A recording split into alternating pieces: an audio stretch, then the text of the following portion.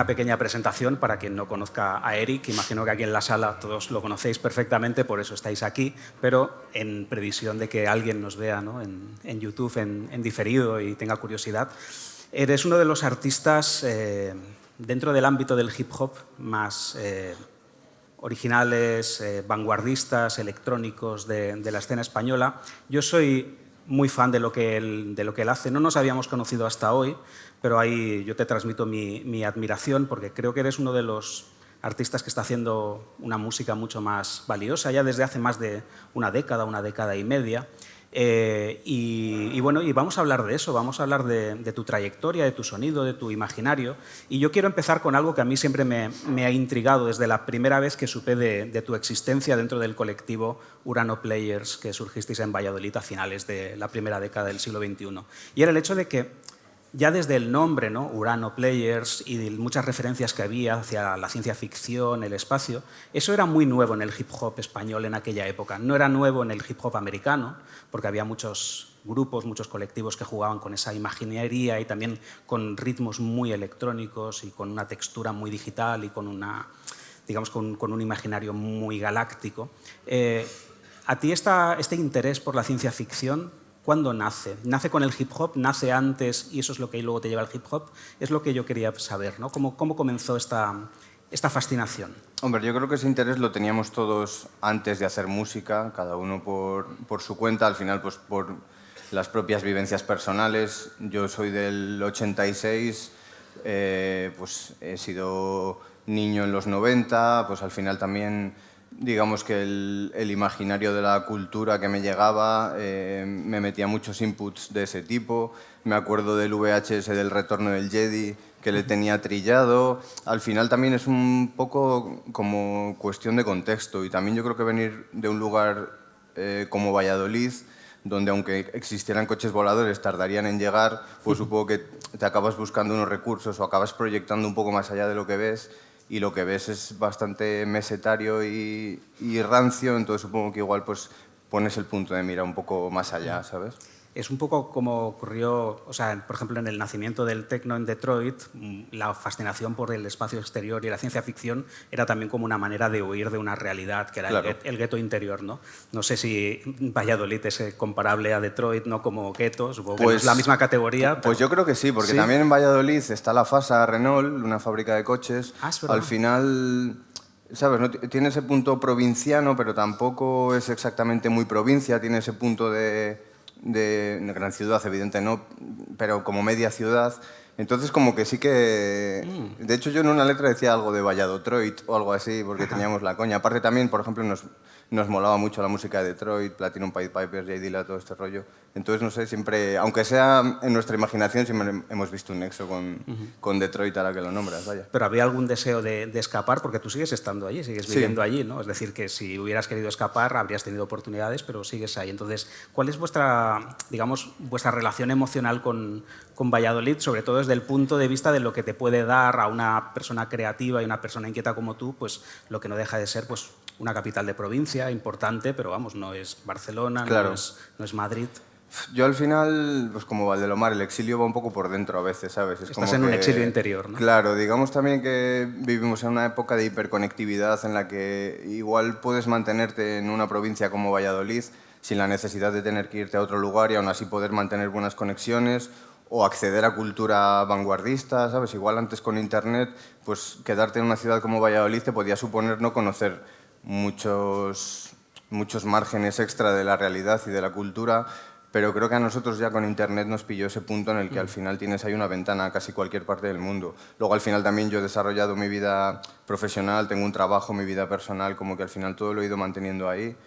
Y tampoco he sentido la necesidad de escapar. Suelo ir a Madrid, Barcelona, me muevo mucho por la música y nada, es pasar 48, 72 horas en una ciudad así y decir, vale, me voy a mi casa, ¿sabes? Estoy dando un concierto, no sé qué, pum, con mazo peña, bla, bla, bla, bla, me pillo un ave y en 2 horas estoy dando un paseo con la perra en una acequia y no hay nada, ¿sabes? Entonces me gusta un poco también tener ese recurso, ¿sabes? Ese era uno de los temas que yo quería preguntarte, el hecho de que en la era de Internet ya no importa tanto, ¿no?, de donde estés, puesto que la información y muchas cosas que, digamos, que te pueden llenar, pues el acceso es mucho más fácil. En la era anterior a Internet, evidentemente, era Claro. mucho más difícil, ¿no?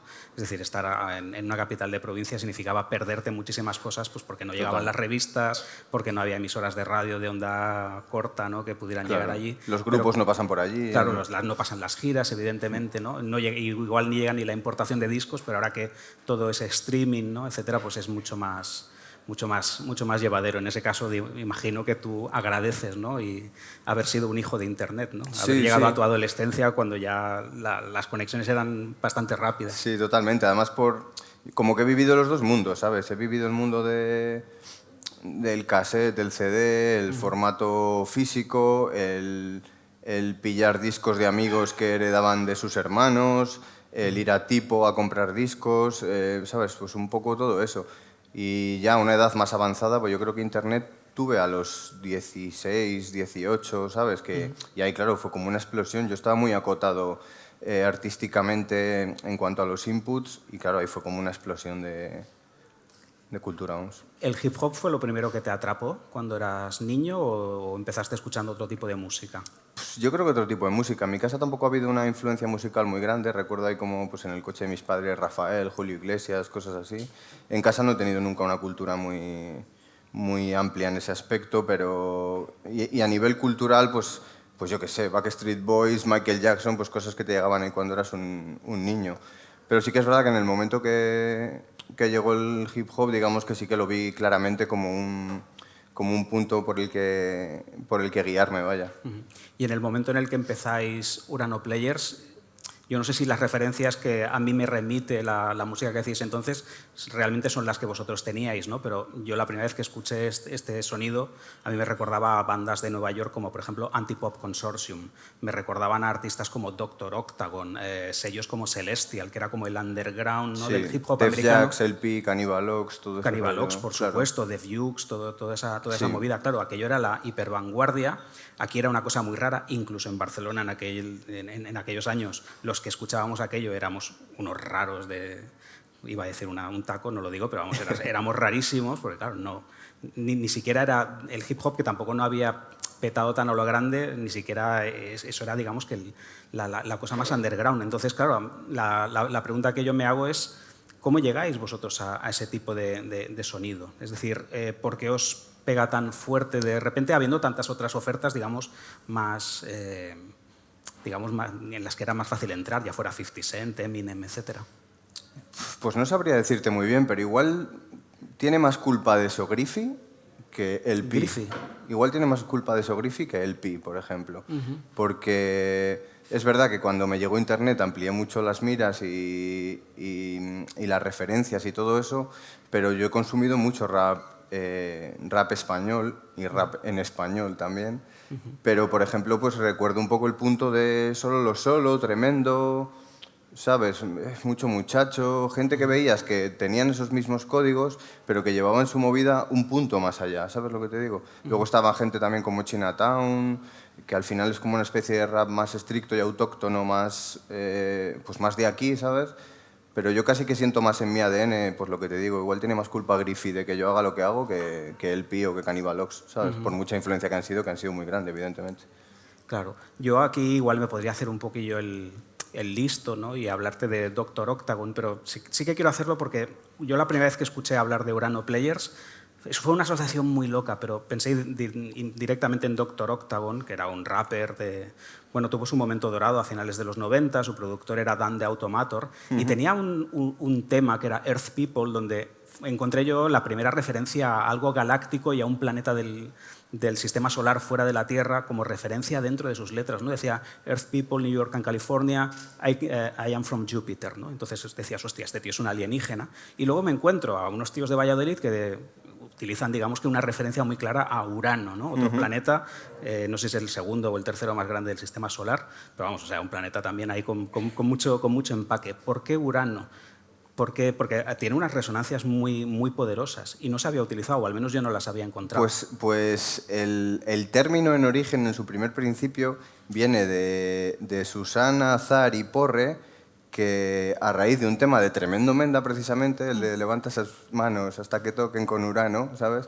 Entonces Urano como que empezó a representar ese rollo inalcanzable o ese punto así arriba, y ya después, pues a raíz del nombre, lo pillamos y empezamos a desarrollar el imaginario, por decirlo de alguna manera. También empezasteis a desarrollar el concepto de Valladolor, ¿no? De cómo desarrollaríamos qué implica y qué significa Valladolor, ¿no? Porque de primeras pues parece como que estamos en Valladolid y nos causa dolor por alguna razón, ¿no? Sí. Pero yo creo que tiene que ir más allá de eso, ¿no? Porque si tanto dolor os hubiera causado, hubierais huido de ahí rápidamente a las primeras, ¿no? O sea, habríais buscado cualquier carrera absurda en Madrid para huir, pero ahí seguís, ¿no?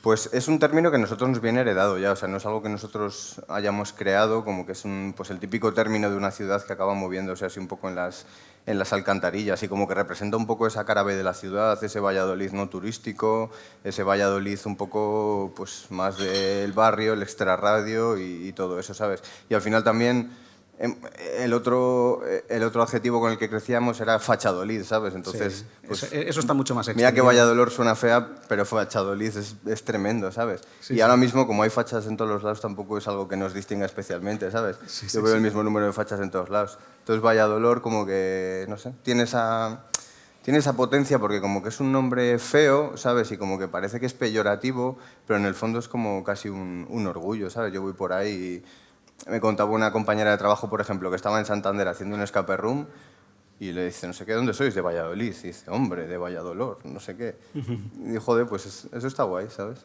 Hay como una especie de orgullo castellano-leonés por el mundo. Últimamente me estoy encontrando y coincidiendo por temas de trabajo y tal con mucha gente de León y vamos, o sea, lo llevan bueno, eso es otro rollo ya, en el corazón, ¿eh? Buen melón ese, sí.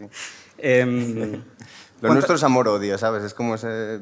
¿sabes? Hay tensiones también, ¿no? Es como el tomaco, lo pruebas, no, luego te enganchas, ¿sabes? ¿Cuántas veces te han dicho que eras demasiado electrónico para el hip hop? Se ha convertido en una especie de cliché que yo no sé si te da risa o te Pues las mismas veces que me han dicho que soy muy rapero para la electrónica, ¿sabes? Que es la otra vuelta, ¿no?, del argumento. Sí, pues al final, no sé, pues a veces como que te quedas ahí a medio camino, pero desde luego la música electrónica para desarrollar el discurso que yo tengo, como que es el colchón perfecto, ¿sabes? Y al final es también una cuestión de inquietud, de lo que yo puedo llegar a consumir y o sea, la proyección creativa que yo tengo acaba pisando esos terrenos siempre. Y yo para mí lo que hago es rap en cuanto a que el lenguaje que yo utilizo es el rap, el idioma que yo utilizo es el rap, ¿sabes?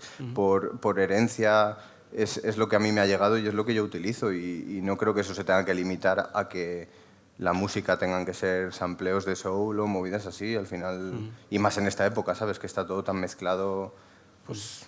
A mí es que me parece que este es un debate que ya tendría que estar súper superado, pero parece ser que no. Es decir, si tú miras un poco la evolución histórica, ¿no?, de la recepción cultural del hip hop en España, teniendo en cuenta que hubo unos años en los que esto era tan raro que era prácticamente una cosa prácticamente más de zoológico que no del mundo musical. O sea, la primera vez que aparecían pues, grupos de breakdance o de rap en la televisión española era como una anécdota, casi como que se tomaba a broma, ¿no? Luego ya empezó toda la ola de los 90 y era como... Estaba muy reflejada sobre todo en lo americano, en lo de Nueva York, luego llegó un poco una ola francesa, pero llega un momento en el que somos conscientes, porque nos llega mucho más música, de que el hip hop es mucho más que el sonido boom bap de Nueva York. Empezamos a escuchar a grupos del oeste, grupos del sur, se abre la paleta de sonidos, llegan también los ingleses, ¿no?, que a ti también digamos que han marcado un desarrollo en tu sonido. Y ahora explicar que el hip hop, o decir que el hip hop es solamente una cosa, a mí me parece bastante absurdo y de hecho... me parece que es no solamente sano, sino hiperrazonable, ¿no?, que haya propuestas como la tuya que parten de unos beats pues, como a veces mucho más etéreos, mucho más electrónicos, etc. Y entonces tú todavía percibes que hay gente que escucha tu música y dicen esto no es hip hop. ¿Sigue estando ese discurso por ahí fuera? La verdad que cada vez menos. Antes era como mucho más sectario, yo creo, el rap en España. Sí que igual en esa época de Urano Players y demás era como de, buf, no, ¿sabes? O sea, realmente... Pero es curioso porque realmente los heads del hip hop sabían apreciarlo, ¿sabes lo que te digo? Como que al final era un poco... Ese punto sectario ha venido igual de gente que pues estaba solo consumiendo pues lo mismo de siempre, ¿sabes? Y aparte que yo creo que es un problema incluso etimológico, ¿sabes? O sea, música electrónica, es todo música electrónica, todo pasa por microchips, Ahora mismo ya lo es por todo. cables, ¿sabes? ¿Qué es música electrónica? Al final es un término como muy para cogerlo con pinzas. Yo, para mí, el hip hop es música electrónica, desde luego. Eso está claro. Vamos, yo comparto la opinión al 100% y el hecho de que ahora hablar de música electrónica es algo bastante absurdo porque Claro. todo lo es, ¿no? Yo siempre pongo los mismos ejemplos hiperradicales, que es que a veces hay más música electrónica en un disco de Julio Iglesias que en un disco de Aphex Twin, Sí, sí, por total, cómo está hecho, ¿no? total. Incluso las grabaciones de música clásica que tú puedas llegar a escuchar es que son música electrónica, es decir, hay Totalmente, sí, un sí, trabajo sí. de corta y pega, ¿no? De las mejores frases del intérprete y al final lo que tú estás escuchando no es una ejecución de Mozart, por ejemplo, sino una construcción en el Logic, ¿no? de Totalmente. toda la pieza, o sea que es un concepto Tam- completamente También pasaba que absurdo. igual en algunos momentos llegué a sentir más rechazo por el tema de las letras o por el imaginario propio de la movida que por el concepto de la música, ¿sabes? Porque también en ese aspecto se ha sido muy sectario, ¿sabes? Y en esa época del meta-rap, de hablar del rap porque mis textos y mis frases y no sé qué, tal, como que en el momento que salías un poco de esa periferia ya era como de wow, ¿sabes? Tú no eres de los nuestros, ¿sabes? Sin embargo, la generación que surgisteis en ese momento, estarían por ahí también Scientific, Agora Zane, claro, al principio erais un underground que quienes lo descubrieron pues eran gente que estaba muy metido en la movida, con la mente muy abierta, pero erais los raros. Alrededor del año 2010, 2011, hostia, Urano Players, Agora Zane eran como, no los conocía nadie, ¿no? Estaba la gente con otras movidas y de repente mira cómo dan la vuelta a las cosas, ¿no? Que, pues, los A que nosotros sigue sin conocernos nadie, pero joder, bueno, ha dado hombre, mucha vuelta la no, cosa. no exageres. Hombre, sí que es cierto que hay un elemento, ¿no? de Agora Zane que ha llegado muy alto, ¿no? Pero no es tanto un individuo que llega alto, sino la propuesta. Es decir, Claro. el rollo refrescante que trajisteis esa generación, que estabais un poco entre medias, ¿no? De la vieja escuela del rap español y que tampoco estabais en la onda que se ha impuesto en los últimos años, pues más cercana al trap y con toda la movida latina. Pero aún siendo, digamos, que ese sector underground, habéis prosperado, habéis encontrado un hueco también porque el público ha aceptado la variedad del hip hop y digamos que se ha convertido ya en un elemento, no sé si el central dominante de la música que consume la gente en España, pero evidentemente ya no es como en los años 2000, Claro. que era para una minoría. Sí, pilló como un punto de transición ahí complicado, pero creo que yo... ¿Cómo o sea, sentíais en aquel momento? Es decir, ¿erais conscientes de que estabais haciendo algo diferente y considerabais que la recompensa no tardaba en llegar? ¿Había algún tipo de frustración o sabíais que en tarde o temprano aquello llegaría a la gente? al final también el mundo artístico es un mundo en el que manejar la frustración bastante, ¿sabes? Fijo que yo tengo mis frustraciones y fijo que Pucho Zetangana en el punto en el que está también tendrá las suyas. Al final es un poco cuestión de proyección. Pero sí, o sea, al final eres consciente de lo que estás haciendo y de la potencia que tiene, pero al final también a veces la humildad de haber escuchado a gente tan grande nunca te va a hacerte ver ahí como que, buah, ¿sabes? Como que al final es un poco, más que la frustración, yo creo que al final el sentir que haces algo bien o que haces buena música, por decirlo de alguna manera, aunque sea una palabra un poco así, yo creo que es como suficiente recompensa y siempre hemos tenido claro que lo que hacemos tenía una calidad y que podía competir al menos en calidad, que ya luego te puede gustar o no, pero con cualquiera de las propuestas con las que compartíamos espacio-tiempo, ¿sabes? A ver, me gustaría hablar ya de la evolución estética de tus discos en solitario, porque los primeros los grabaste, no sé cómo se pronuncia así, Zar 1, Zar 1. Zar 1. Zar 1. Los primeros los grabaste con Zar 1, colega tuyo, dentro del colectivo Urano Players, y el sonido suyo pues era muy específico, ¿no? Ese rollo electrónico, ambiental, muy denso. En aquel entonces, ¿cómo trabajabais? Es decir, ¿él te presentaba los beats y te sugería las letras o trabajabais más en conjunto, estrechamente? Es decir, porque son discos muy compactos, es decir, hay un discurso como muy sólido y a mí me costaría creer de entrada que aquello sucedió accidentalmente. Intento creer que hay una premeditación a la hora de buscar un sonido específico, un tipo de letras y un tipo de discurso también específico, pero muchas veces también esto se da de una manera no accidental, pero sí mucho más casual. ¿Cómo fue Pues vuestra búsqueda?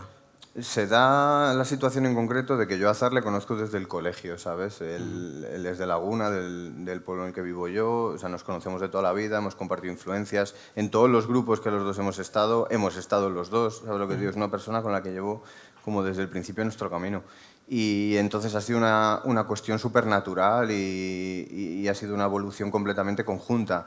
Él normalmente me pasa los loops o los bocetos de los beats y yo escribo con ellos. O sea, es una movida como muy...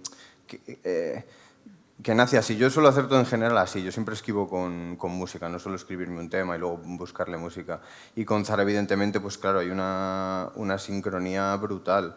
Y tanto Energía Libre como Cosmonáutica pues fueron un trabajo de un par de años cada uno o así, en el que él me iba pasando música y al final en conjunto pues íbamos trazando un poco lo que es el disco completo. Y además Zar siempre me ha parecido, aparte de muy genio, me ha parecido una persona que, en torno a la conversación que teníamos antes, es el equilibrio perfecto entre una movida muy rap y una movida muy electrónica, ¿sabes? Siempre le he visto como esa magia de encontrar ese punto exacto entre los dos mundos y darle ahí una vueltecilla de tuerca. Ujú. Tú cuando decidiste empezar a trabajar con otros productores, imagino que no fue porque te cansaste de Zar, pero buscarías algo diferente. Es decir, ¿qué inquietudes empezaron a surgir en ti cuando decidiste dar el paso y buscar otro sonido, el que nos lleva, por ejemplo, a Neo Valladolid? Ujú.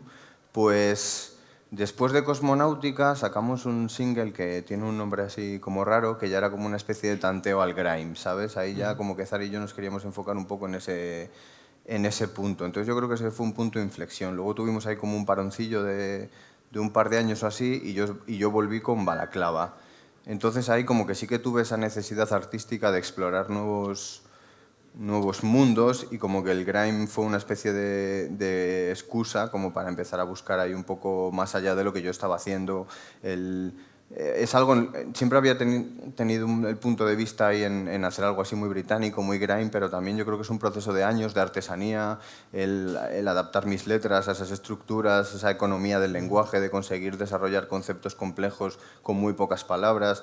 Entonces yo creo que Balaclava fue como ese punto de inflexión y en ese momento me apetecía también abrir un poco esa paleta de colores y he tenido la suerte de trabajar con productores increíbles y que productores increíbles de este país se hayan fijado en lo que hago. Entonces yo también quería desarrollar un poco todo ese imaginario. Y con Zar he seguido trabajando siempre y que en los directos sigo yendo con él siempre, pero me apetecía un poco como pues ampliar ese espectro. Y claro, pues yo qué sé, Benepose haciendo Footwork, Los Twin, como que al final son muchos productores que ya había trabajado con ellos, pero me apetecía desarrollar ese imaginario mío con más gente, ¿sabes?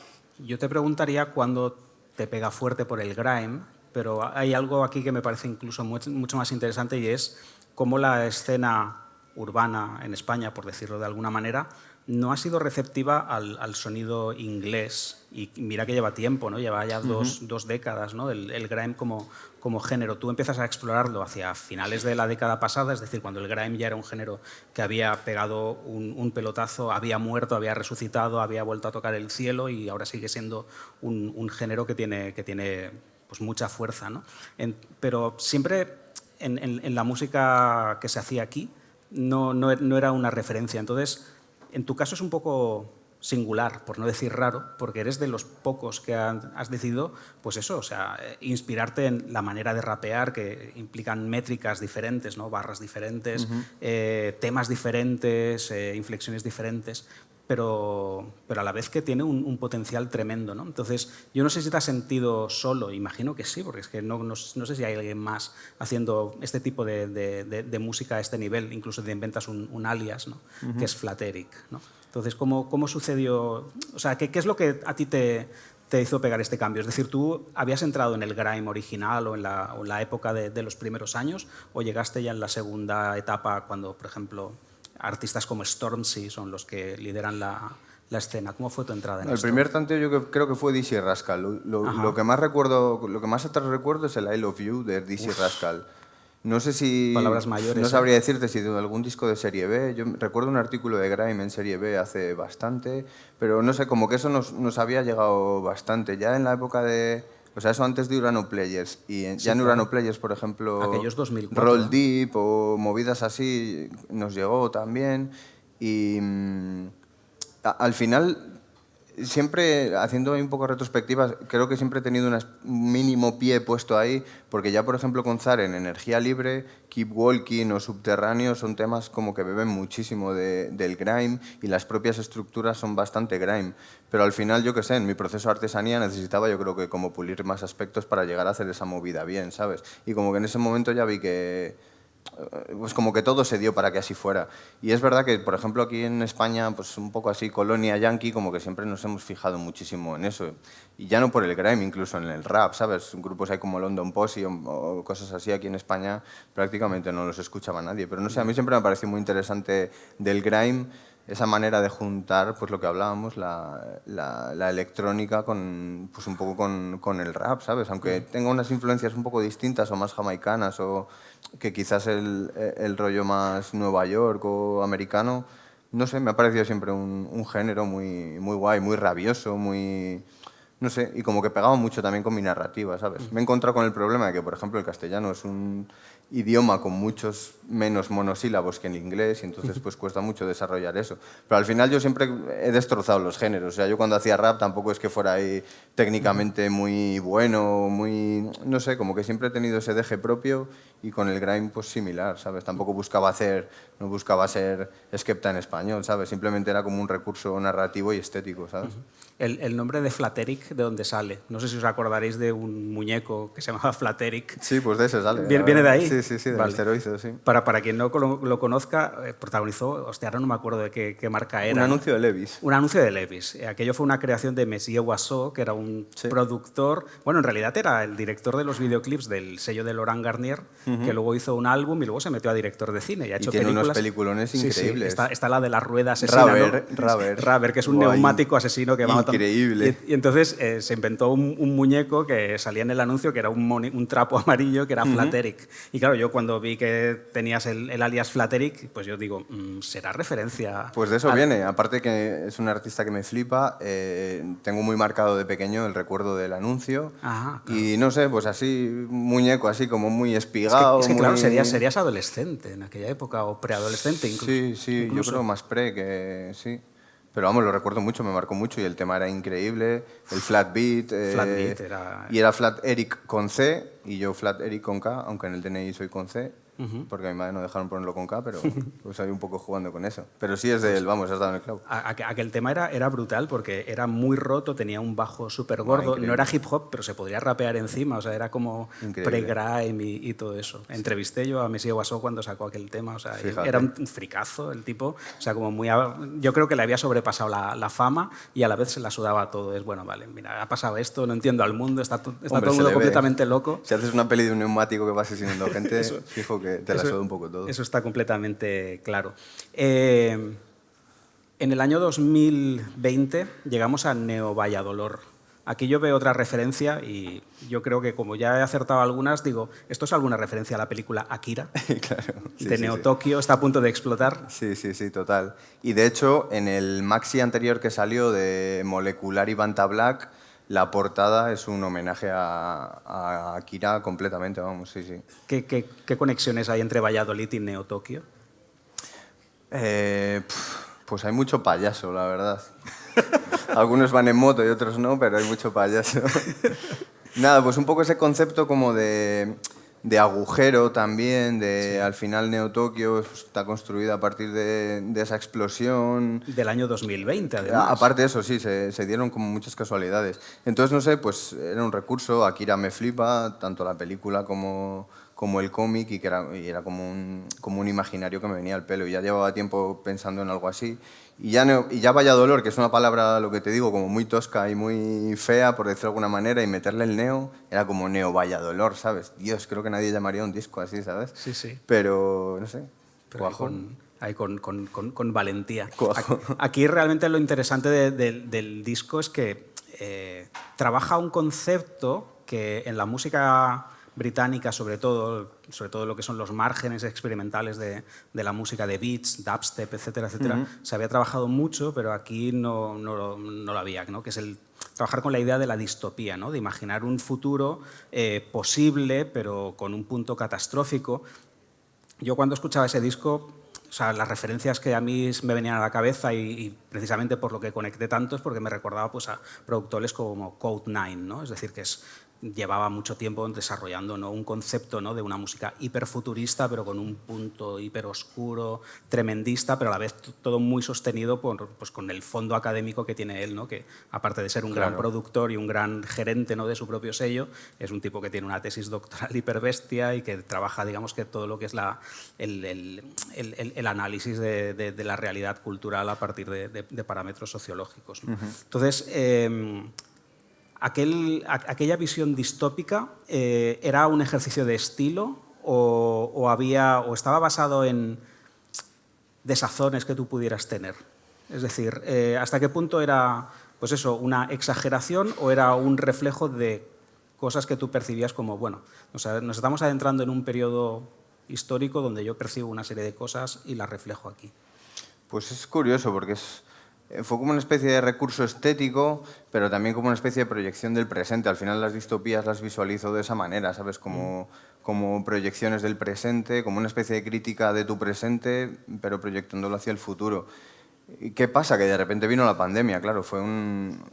Lo que ocurrió con ese disco también fue muy peculiar, claro. El disco salió el 20 de marzo y el 13 de marzo se había decretado el estado de alarma y todo eso, ¿sabes? De hecho, en el sello pues dudaron si íbamos para adelante o no, pero al final, como el disco tenía esa narrativa, y yo a la hora de hacerlo, evidentemente, pues no, pues oye, veía que el mundo va mal como siempre ha sido, aunque no tan mal si aquí seguimos, pero como que al final era una especie de pues lo que te digo, yo llevaba ya ese punto como científico, futurista, filosófico, como quieras llamarlo, y entonces como que por lo que me gustan a mí las distopías o los relatos de ese tipo, pues al final como que la narrativa del disco me iba llevando por esa zona, ¿sabes? Al final yo los discos también me los tomo como periodos de exploración o de investigación. Yo, pues, cuando hago un disco me nutro de referencias, aprendo y eso intento proyectarlo en el disco. Y con este disco se dio pues como esa sincronía de que para mí era un recurso estético y narrativo, pero como que de repente la realidad reforzó toda esa narrativa, ¿sabes? La verdad que fue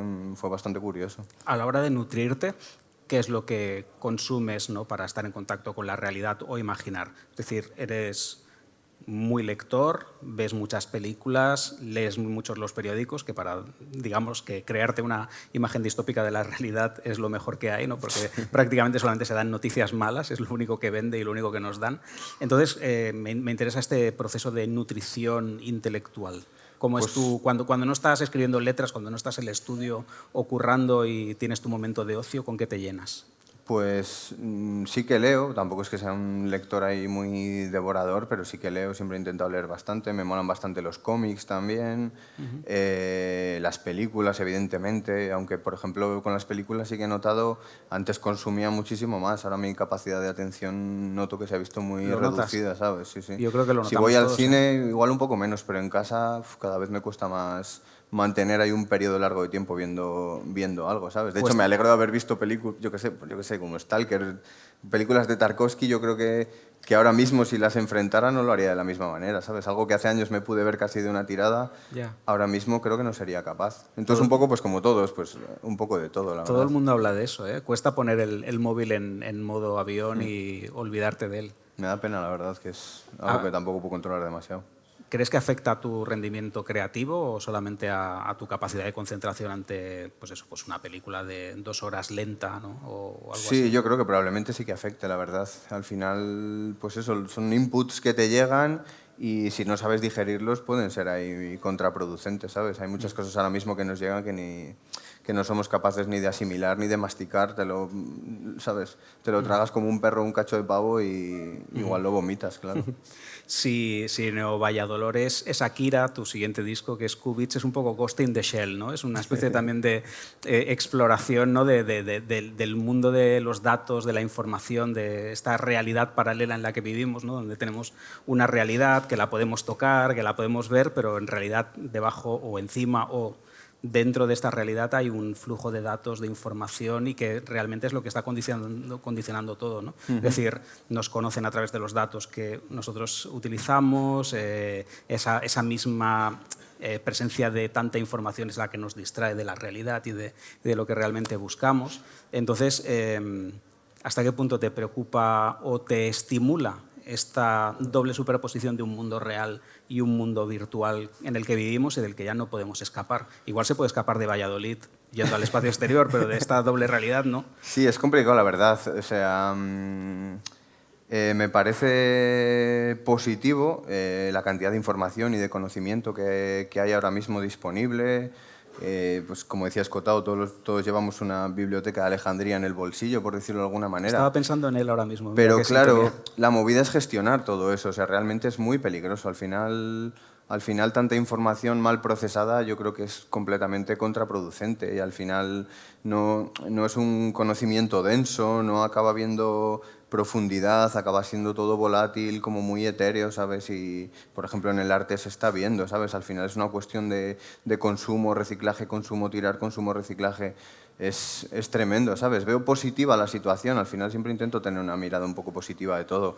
Es muy bonito y muy positivo la cantidad de cultura disponible, la cantidad de acceso a datos, pero claro, veo una responsabilidad como sociedad igual nosotros ya no tenemos nada que hacer, pero enseñar a los niños a gestionar esa realidad porque realmente es muy complicado. Ya que has mencionado a Antonio Escotado, precisamente lo que él decía en una entrevista que le hicieron ya un poco antes de morir era precisamente eso, que nuestra generación, nosotros somos los pardillos, somos los que vamos a pagar el precio de haber sufrido el impacto tan brutal de la llegada de Internet y toda la revolución que contrae, ¿no? Que trae consigo, y que digamos que nosotros somos los que estamos perdiendo el tiempo pues, con TikToks y subiendo fotos a Instagram, pero que vendrán generaciones después que en el móvil pues, tendrán un potencial brutal para tener todo el acceso al conocimiento.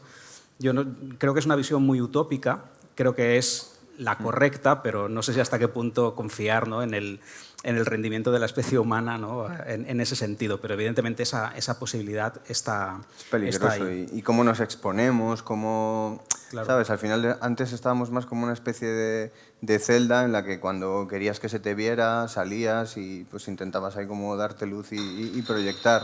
Pero ahora mismo es como que, aunque estés encerrado en tu habitación, en tu cama, te estás exponiendo, digamos, a una cantidad de miradas y de mirillas, ¿sabes? Como muy, muy peligroso. Tú a la hora de utilizar las redes sociales como una herramienta de trabajo, ¿te has marcado alguna línea roja o una red flag, como se dice ahora?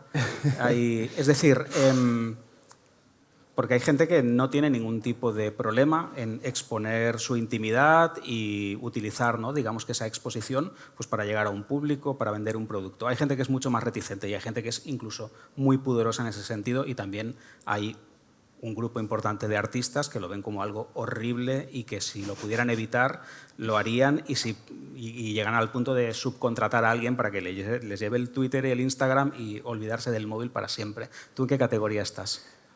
Con el tiempo he llegado a pensar que tengo otro trabajo para no hacer TikToks, tío. Yo creo que es algo como... Buah. Nada, fuera coña, la verdad que es como...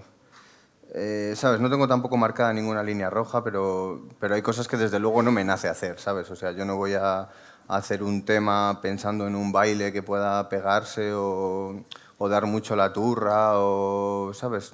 Creo que puede ser hasta contraproducente, ¿sabes? Y más haciendo lo que yo hago.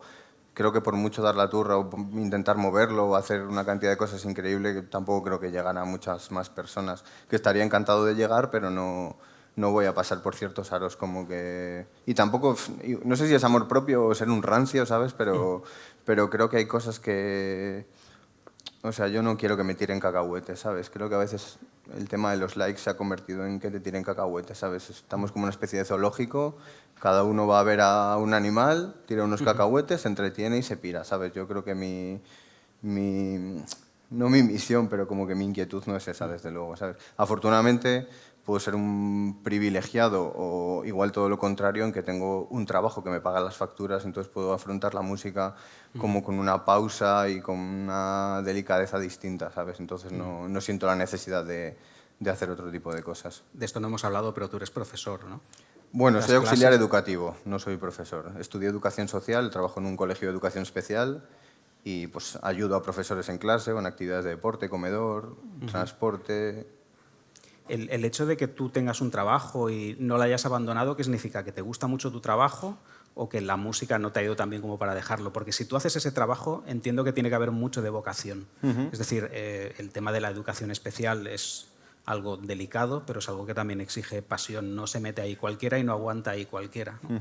Entonces, imagino que lo tuyo debe ser muy vocacional. Sí, no llegué a ello de una manera vocacional, pero como que sí que una vez que llegué me ha nutrido bastante. Sí que es un trabajo que me gusta, como que me aporta una diferencia día a día que igual en otros trabajos no había conseguido encontrar y me parece algo muy bonito. Sí que es verdad que igual, aunque hubiera querido dar el salto, no sé si hubiera conseguido rentabilizar mi música al punto de llegar a vivir a gusto con ella, ¿sabes? No lo sé, igual sí porque hubiera tenido más tiempo para hacerlo. Pero no sé, sí que hay un punto de vocación y no sé, también siempre el tema así de la profesionalización en la música a veces es como muy industrial, como muy de trabajo en cadena.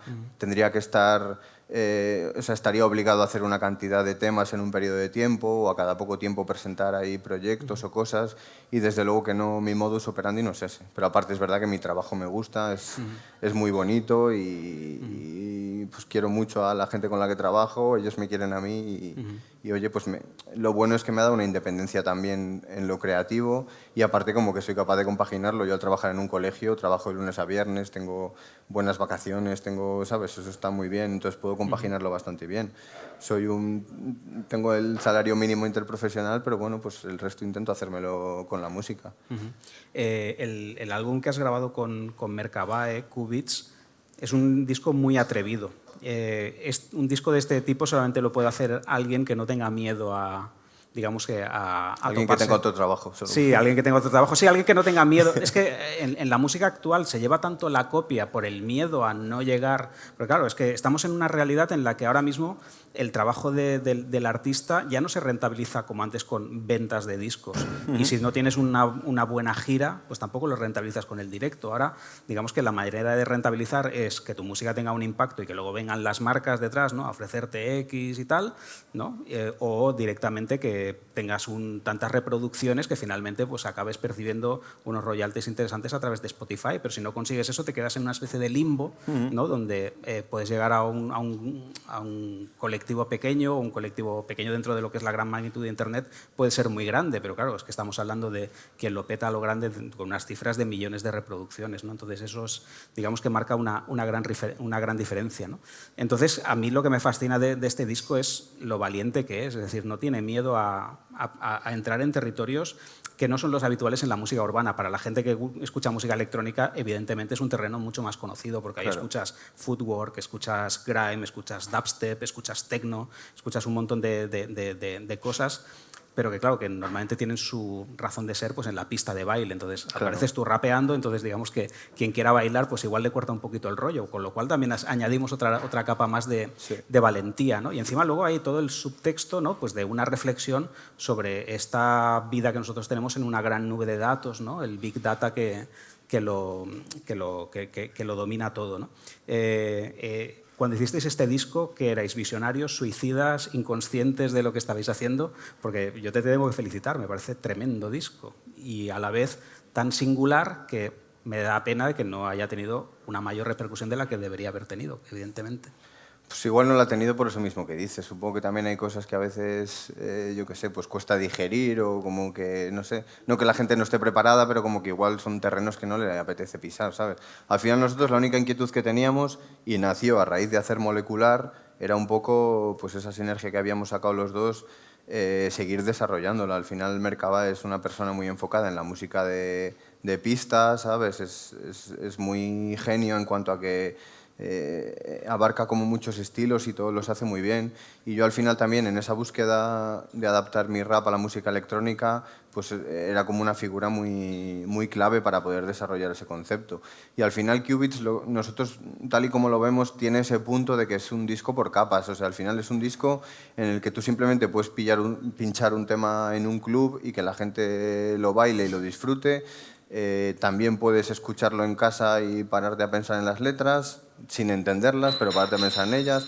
Puedes pararte a desarrollar las letras, no sé, como lo veo un disco bastante poliédrico en cuanto a que puede funcionar en un garito a las 6 de la mañana o volviendo a tu casa por la noche del trabajo, ¿sabes? Es súper inglés, por otro lado, ¿no? Sí, sí, totalmente. Es toda Mercabay también tiene la vista muy puesta en UK, la verdad. Bueno, él ha estado mucho tiempo allí también, ¿no? Sí, él vivió allí. Y claro, en el momento en el que estás en Londres y te empiezas a empapar de todos esos sonidos, es que es inevitable. Y ahora se lleva mucho, pero yo creo que él ha sido de los primeros en desarrollar ese sonido un poco en mezcla de club inglés y pues más latineo, más perreo latino, ¿sabes? Al final, igual ahora es algo que se ve más, pero creo que él tiene muy bien desarrollado ese concepto, ¿sabes? De adaptar ahí esos dos mundos a la pista de baile. Ahora que lo dices, me parece muy interesante porque es de tu generación de artistas y de tu misma zona geográfica donde se han dado este tipo de encuentros. Ahora estaba pensando, por ejemplo, en disjockeys como Velcro o Blasto,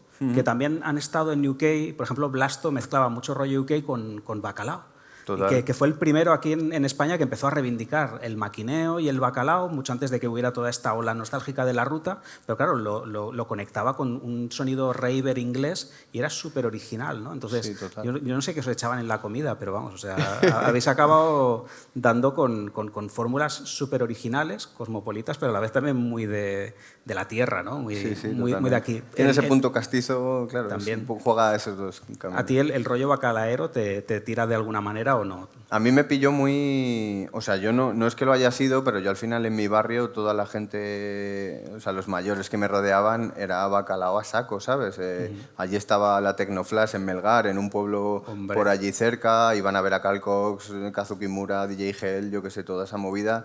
Yo he crecido un poco con eso. Yo tenía mi peli rap, ¿sabes? De pum, pero claro, yo he estado rodeado de eso constantemente. O yo salía con esa gente o en fiestas o lo que fuera y era un poco lo que pillaba, ¿sabes? Igual no era mi interés en ese momento, pero de alguna manera sí que me han formado. Hay muchas cosas de esas que las he ido apreciando con los años. Para ellos, por ejemplo, Oscar Mulero era Dios y yo incluso pues algún día fui a verle pinchar o lo que sea y no era mi movida, pero joder, yo ahí veía un nexo bastante grande. Y ahora con los años pues me pongo un boiler room de Oscar Mulero y joder, veo una artesanía, hostia, un nivel, una forma de hacer las cosas que ya quisiera la mayoría de gente que hace boiler rooms ahora, ¿sabes? Es que Mulero son palabras mayores. Claro, ¿eh? claro, O sea, totalmente.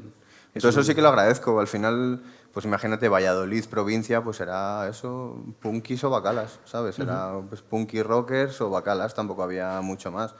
No había mucho Wu-Tang Clan, ¿sabes lo que te digo? No, claro, era otra cosa. Es que ahora también estaba pensando que geográficamente es que había muchos templos del tecno duro por ahí y claro, imagino que generacionalmente, pues yo qué sé, era más fácil hacerte una excursión a Asturias e ir a La Real, ¿no?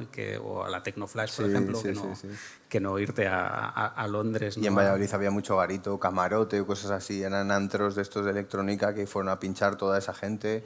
Donde yo vivo, en Laguna de Duero, estaba la Factory, que también ha ido a pinchar toda esa gente. O sea, esto era una movida muy permeable y todos los chavales escuchaban eso, ¿sabes? Y además les molaba drogarse y hacía buen combo, ¿sabes? Yo te quería hacer un par de preguntas así como muy de friki, y es el hecho de que, por ejemplo, en Qubits también hay temas que siguen el patrón drum and bass, el último, por ejemplo, ¿no?